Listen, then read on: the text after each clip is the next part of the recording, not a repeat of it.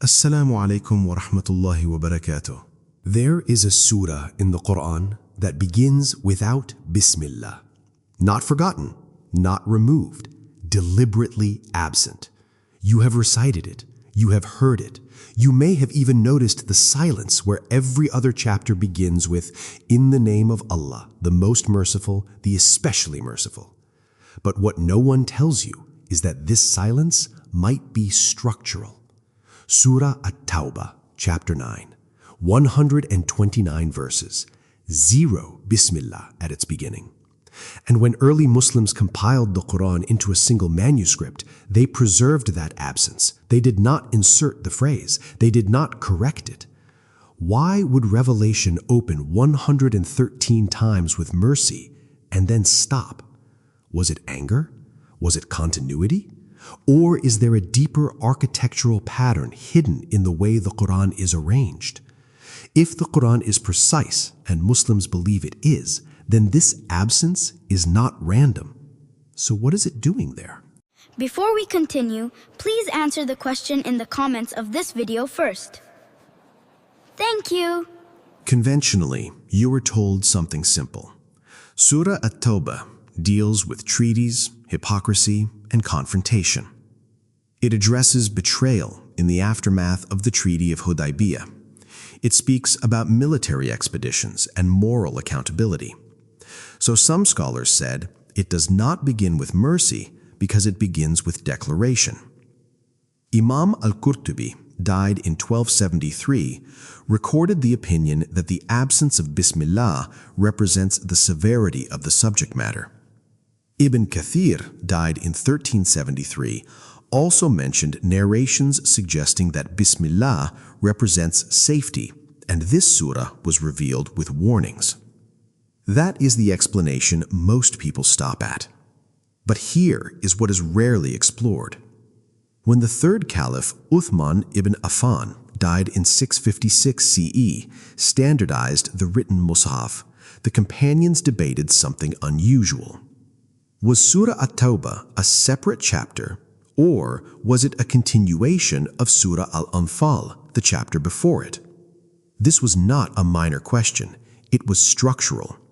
Because Surah Al-Anfal is chapter 8, Surah At-Tawbah is chapter 9. And between them, there is no Bismillah. Not at the end of 8, not at the beginning of 9. Instead, there is a seamless textual shift, almost as if two halves were placed side by side. And that is where the mystery begins. Let's look at the numbers. The Qur'an contains 114 surahs. Traditionally, each begins with Bismillah except one, Surah 9. That means the phrase appears 113 times at the beginning of chapters. But here is something you may not have noticed.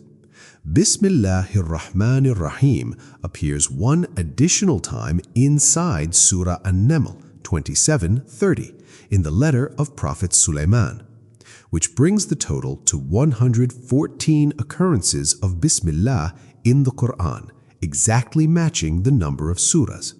Not 113, not 115, exactly 114. Layer after layer, the symmetry builds. Now return to Surah 8 and 9. Both chapters discuss conflict, treaties, community boundaries, and the ethics of war. Both were revealed in Medina. Both address the political formation of the Muslim community. Imam Al-Suyuti, died in 1505, in Al-Itqan fi Ulum al-Qur'an, mentioned that some companions hesitated to separate the two with Bismillah because the themes were so intertwined. And then something happened. They chose separation but preserved the missing phrase. Why? If Surah 9 were simply harsh, other severe passages in the Qur'an would also omit Bismillah, but they do not. If it were accidental, Uthman's committee, who memorized the Qur'an in full, would have corrected it, but they did not. Instead, the absence became part of the text's architecture. Layer after layer, 8 precedes 9. Anfal precedes Tawbah. War precedes repentance. and structurally, the Qur'an places them back to back without the mercy formula interrupting the transition. Not because mercy is gone, but because the transition itself is the message. But here is what the numbers alone cannot tell you. Surah Al-Anfal opens with a question about spoils of war. Surah At-Tawbah opens with a declaration of disassociation from violated treaties. One begins with internal organization. The other begins with external clarity. Think about that. A community first stabilizes itself, then defines its boundaries. There is psychological architecture here. You have experienced something similar. There are moments in your life when mercy feels immediate and soft, when guidance begins gently, and there are moments when clarity arrives without softness. There is a surah for the night you feel forgiven. There is a surah for the day you must draw a line. Surah At-Tawbah was revealed in the 9th year after migration, during the expedition of Tabuk, a moment of exposure. Hypocrisy surfaced, loyalty was tested. The community was no longer fragile, it was established. Mercy had already built it. Now came accountability. And here is the apex of the mystery. If Surah 9 had begun with Bismillah, the total count of Bismillah openings would exceed the number of surahs. The internal 2730 occurrence would disrupt the symmetry, unless one opening was intentionally withheld. This is not coincidence. This is calibration, a textual system where subtraction preserves balance, and the silence at the beginning of Surah 9 becomes part of the Qur'an's numerical harmony. So now the pieces converge.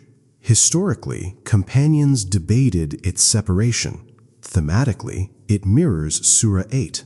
Numerically, the missing Bismillah preserves a total of 114. Structurally, it marks a transition from consolidation to confrontation. You are not looking at a missing phrase, you are looking at deliberate absence, and absence can speak louder than presence. For the believer, this reflects divine precision. For the skeptic, it suggests editorial choice by a community deeply conscious of symmetry. Both are looking at the same manuscript, both are confronted with the same number, 114, and both must ask the same question. Why preserve a structural irregularity unless it is not irregular at all? The Qur'an repeatedly invites you to reflect. Do they not contemplate the Qur'an? 4:82.